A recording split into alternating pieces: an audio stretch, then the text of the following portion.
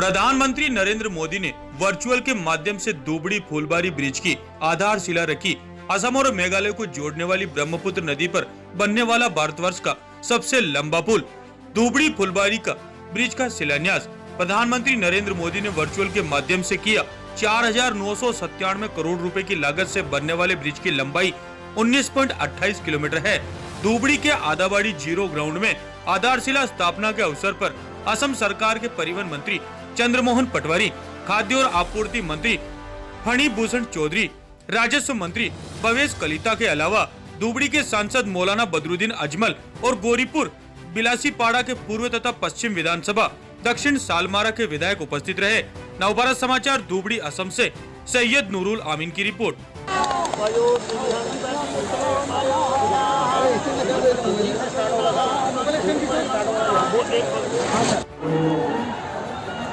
लोकसभा सदस्य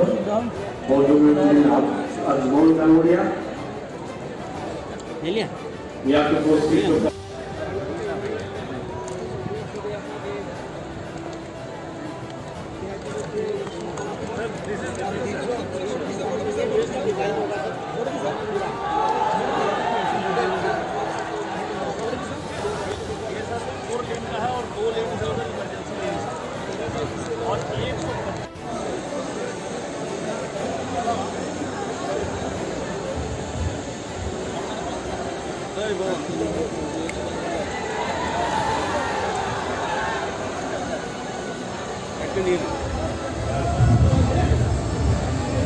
আমার বিশিষ্ট অতিথিবৃন্দ আমি অনুরোধ জানাচ্ছি স্টেজের সামনে নবসভার আগে থেকে সকলের আসন গ্রহণ করেছে।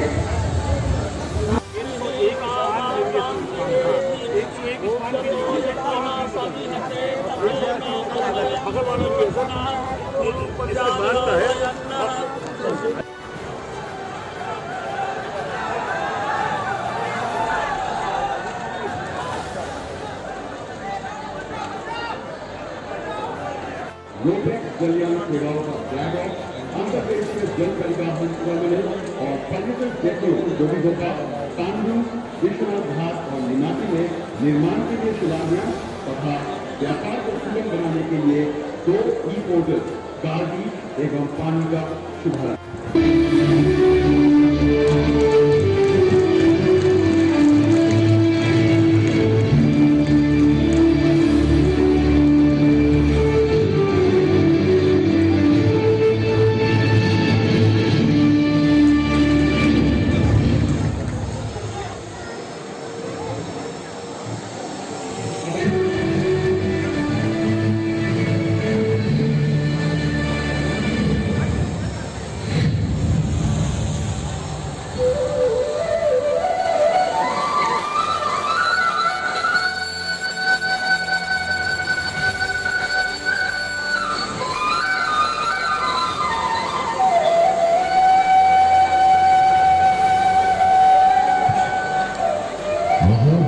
ब्रह्मपुत्र के किनारे हो रहे हैं सशक्त।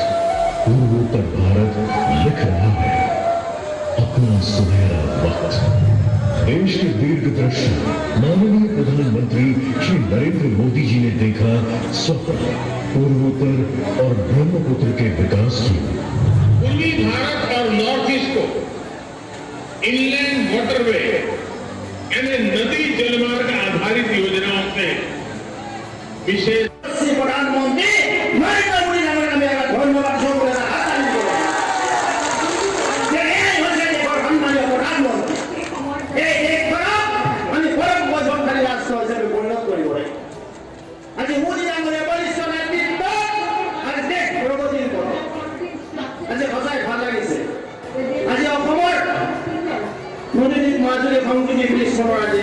भूमि पूजन और धुबुरी फुलबारी प्राय 19 किलोमीटर 500 कोटी टका 5000 कोटी टका योजनारे विजय आज रेकर्डेड श्री प्रधानमंत्री परम श्रद्धेय मोदी डांगरे কিছু বিষয়ে আমার ভারত রেলওয়ে आज এই विजय राजला স্থাপন করিব।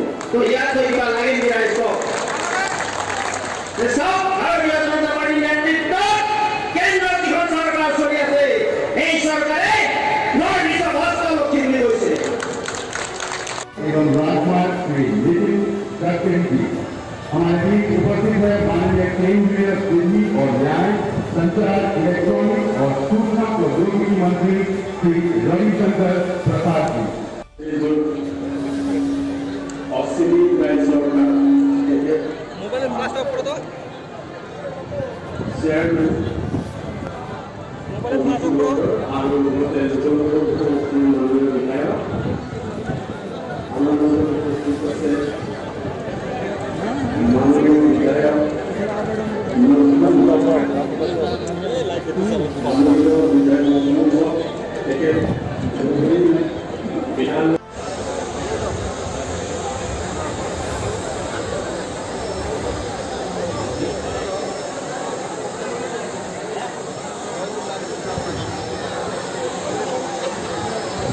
ইয়াৰ পিছত আমি আদৰণি জনাম মাননীয় সাংসদ শ্ৰী বদৰুদ্দিন আজমল ডাঙৰীয়া। Again, I request District Administration Dhubri and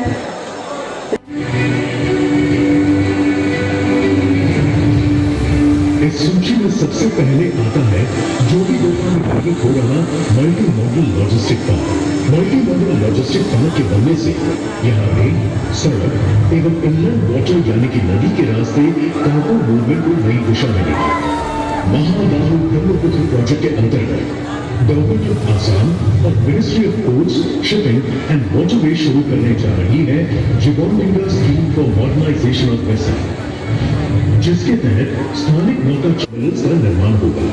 जैसे जैसे बड़े स्थलों पर परमानेंट टर्मिनल्स का निर्माण किया जाएगा, वैसे ही छोटे स्थलों पर मॉड्यूलर टर्मिनल्स का निर्माण किया जाएगा। मॉड्यूलर टर्मिनल्स पानी पे तैरते ऐसे टर्मिनल्स हैं जो कि पानी के टर्मिनल एवं वेसल के संस्थागत, नियामक एवं सुरक्षा आयामों को बढ़ाया जाएगा और नेविगेशन सिस्टम के साथ इंफॉर्मेशन सिस्टम को सभी वेसल में शामिल किया। में समृद्ध पूर्वोत्तर से संपन्न भारत की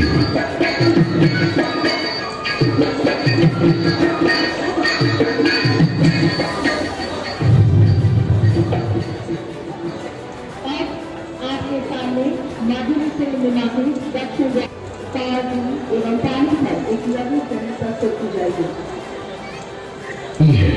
वह तरक्की है।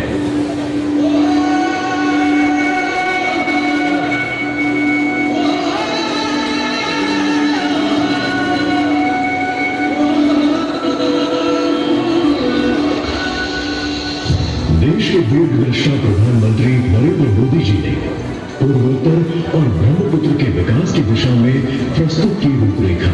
बीच MVJFR जेकब फेरी कार्यरत होगी। तपस्वी जोगियों के क्षेत्र जोगीघोपा में लोगों के जीवन को सकारात्मक रूप से प्रभावित करना। इसका अर्थ है आत्मनिर्भर भारत के लिए रोजगार सृजन, क्योंकि पूर्वोत्तर संपन्न। अब मैं माननीय प्रधानमंत्री जी से आग्रह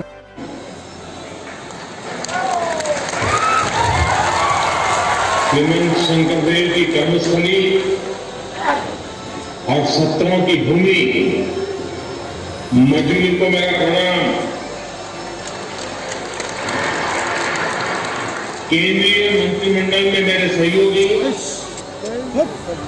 श्री नितिन जी, रविशंकर जी, मनसुख भाई, असम के मुख्यमंत्री श्री सर्बानंद जी, मेघालय के मुख्यमंत्री, दूसरे दिन भी जारी।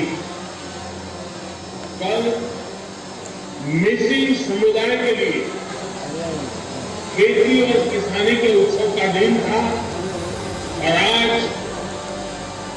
मजूरी सहित पूरे असम और नॉर्थ ईस्ट के विकास का एक बहुत बड़ा महोत्सव है। टाका में निगम आठेंगे छेली जो भाइयों बहनों, भारत रत्न डॉक्टर भूपेन हजारिका जी ने कभी लिखा था, महाबाहु ब्रह्मपुत्र महान मिलनर थे, कला तथा जुग धीरे आवी छे प्रकाकी घमंडवर अर्थात यानी ब्रह्मपुत्र का विस्तार असम के भीतर भी और नॉर्थ ईस्ट के अन्य क्षेत्रों में कनेक्टिविटी हमेशा एक बड़ी चुनौती बनी रही। महाबाहु ब्रह्मपुत्र के आशीर्वाद से अब दिशा में तेजी से काम हो रहा है। बीते वर्षों में केंद्र और असम की डबल इंजन सरकार ने इस पूरे क्षेत्र की भौगोलिक और सांस्कृतिक दोनों प्रकार की दूरियों को कम करने का प्रयास किया। हमने ब्रह्मपुत्र की शाश्वत भावना के अनुरूप सुविधा, सुअवसर और संस्कृति के पुल बनाए हैं, सेतु बनाए। असम सहित पूरे नॉर्थ ईस्ट की फिजिकल डॉक्टर भूपेन हजारिका सेतु हो, बोगीबील ब्रिज हो, सरायघाट ब्रिज हो, ऐसे अनेक ब्रिज आज असम का जीवन आसान बना रहा है। ये देश की सुरक्षा को मजबूत करने के साथ ही हमारे वीर जाबाजों को भी बड़ी सहूलियत दे रही।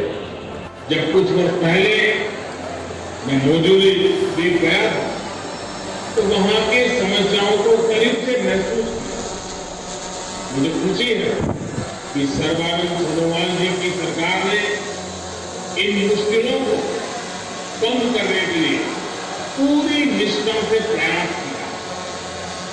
मजूली में असम का पहला हेलीपोर्ट भी बन चुका है। फुलवारी तक 19 किलोमीटर लंबा पुल जब तैयार हो जाएगा तो इससे बराक घाटी की कनेक्टिविटी मजबूत होगी। यही नहीं, इस पुल से मेघालय, मणिपुर, मिजोरम और त्रिपुरा भी असम से दूरी भी बहुत कम हो जाए। सोचिए, मेघालय और असम के बीच अभी सड़क मार्ग से जो दूरी करीब 250 किलोमीटर है, भविष्य में सिर्फ 19-20 किलोमीटर रह गए। ये ब्रिज अन्य देशों के साथ अंतर्राष्ट्रीय यातायात के लिए भी महत्वपूर्ण साबित होगा। भाइयों और बहनों, ब्रह्मपुत्र और बराक सहित असम को अनेक नदियों की जो सौगात मिली उसको समृद्ध करने के लिए आज महाबाहु ब्रह्मपुत्र प्रोग्राम शुरू किया है।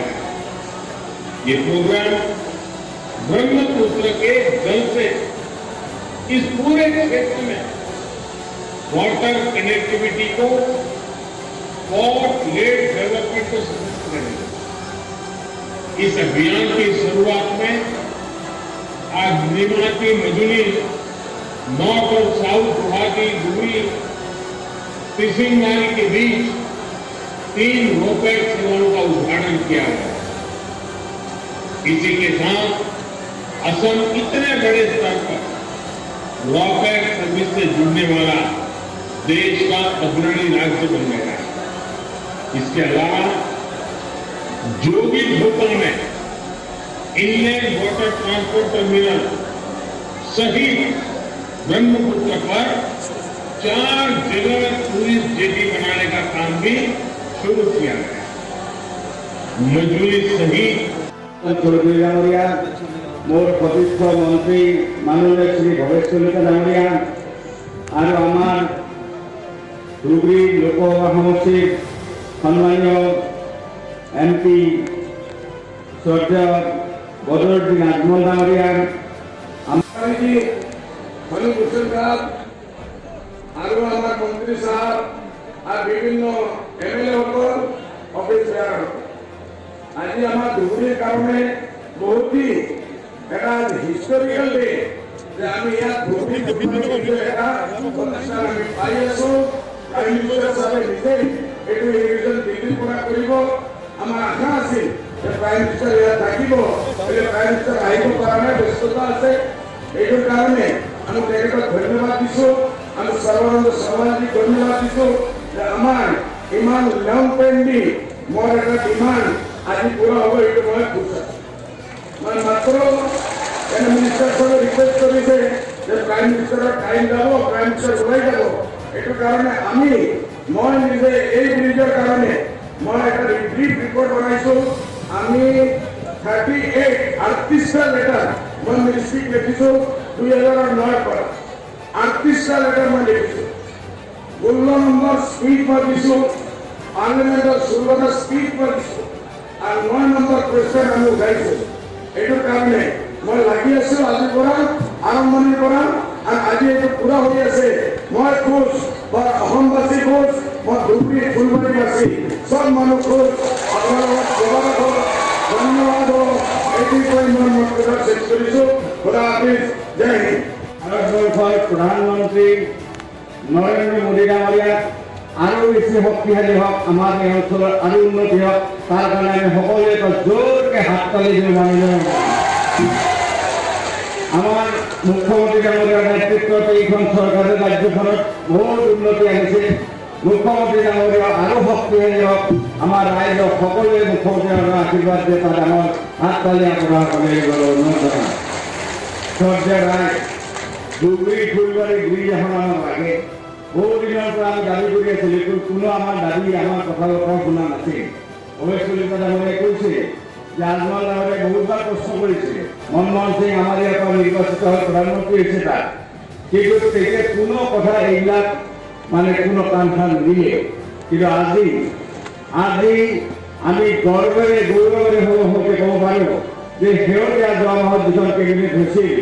গতিকে মোদী ডাঙৰীয়াৰ যিটো মূল মন্ত্ৰ সবকা সাথ, সবকা বিকাশ, সবকা সাথ বিশ্বাস, আৰু সেই নীতিৰ আধাৰত আজি প্ৰায় 5,000 কোটি টকা খৰচ কৰি ভাৰতবৰ্ষৰ ভিতৰত লংগেষ্ট আৰু বিগেষ্ট ব্ৰিজ 20 কিলোমিটাৰ এই ব্ৰিজ ধুবুৰী ফুলবাৰী ব্ৰিজ আজি হ'ল। ধুবুৰী ফুলবাৰী ব্ৰিজ 20 কিলোমিটাৰ দীঘল এখন ব্ৰিজ আমি কোনোদিন কল্পনাই কৰা নাছিলোঁ। যিটো মোদী ডাঙৰীয়াই সেই আমাৰ কল্পনা নকৰা বিষয় এটা আজি তেওঁ বাস্তৱত ৰূপায়িত কৰিলে, এইটো বহুত ডাঙৰ কথা আমাৰ কাৰণে। কিন্তু আজি মই এইটো অনুভৱ কৰিছোঁ যে ভাৰতবৰ্ষৰ যদি ৰাজনৈতিক পথ পৰিৱৰ্তন নহ'লহেঁতেন, তেতিয়াহ'লে হয়তো আজি আমি যি কাৰণত ইয়াত সমবেত হৈছোঁ, এই কাৰণ কেতিয়া সফল নহ'লহেঁতেন। আজি কেন্দ্ৰত নৰেন্দ্ৰ মোদীৰ চৰকাৰ, ভাৰতীয় জনতা পাৰ্টীৰ চৰকাৰ, আমাৰ অসমত ভাৰতীয় জনতা পাৰ্টীৰ নেতৃত্ব চৰকাৰ। আমি এই কথাটো নিশ্চয় মানিবলৈ পাই, নিশ্চয়। मैं Pankaj Singh, executive director NHIDCL Assam हूँ।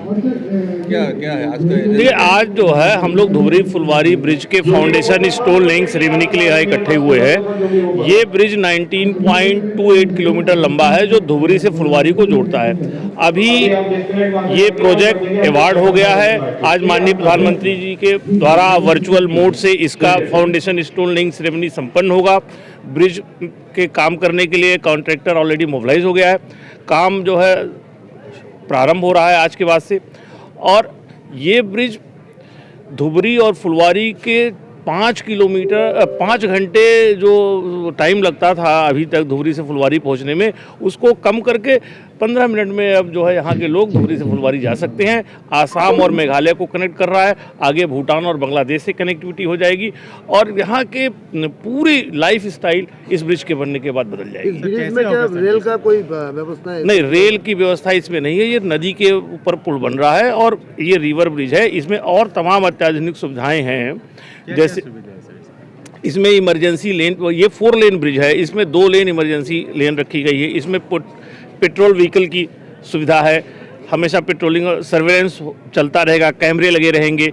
और जो सुविधाएं होती हैं ब्रिजेज़ में वो सारी सुविधाएं हैं। इसमें नेविगेशनल स्पान है 125 मीटर के, 101 स्पान है जिससे रिवर से जो शिप्स हैं वो भी पास हो सकती हैं। तो ये सारी सुविधाएं हैं। आज से तो ये काम शुरू हो गया। जी जी। तो टोटल कितने टाइम लगेगा? देखिए 7.5 साल का ये काम है, लेकिन हम लोग कोशिश करके इस काम को समय से और पूर्व समाप्त करने की कोशिश करेंगे। टोटल प्रोजेक्ट की कॉस्ट जो है करीब 5,000 करोड़ रुपए का प्रोजेक्ट है ये, जिसमें कि सभी कुछ कॉस्ट जुड़ी हुई हैं, जैसे लैंड की, ब्रिज की और यूटिलिटी शिफ्टिंग की, सबकी कॉस्ट मिलाकर के करीब 5,000 करोड़ का ये जो आप लोगों का ब्रिज का पहले जो सोइल टेस्टिंग हो रहा था, इसका काम क्या खत्म हो गया क्या? नहीं, ये काम चल रहा है, ये खत्म होने वाला कार्य नहीं है। ये लगातार जब भी कभी ब्रिज बनता है तो जगह जगह डिफरेंट लोकेशंस पे क्या सॉइल का स्टेटस है उसके लिए हम लोग बोर लॉक टेस्ट करते हैं और वो कार्य चलता रहेगा और डिजाइन उसी के हिसाब से होती रहेगी और उसी हिसाब से पाइलिंग वर्क प्रारंभ हो जाएगा। कितने एम्बुलेंस इसमें लगातार?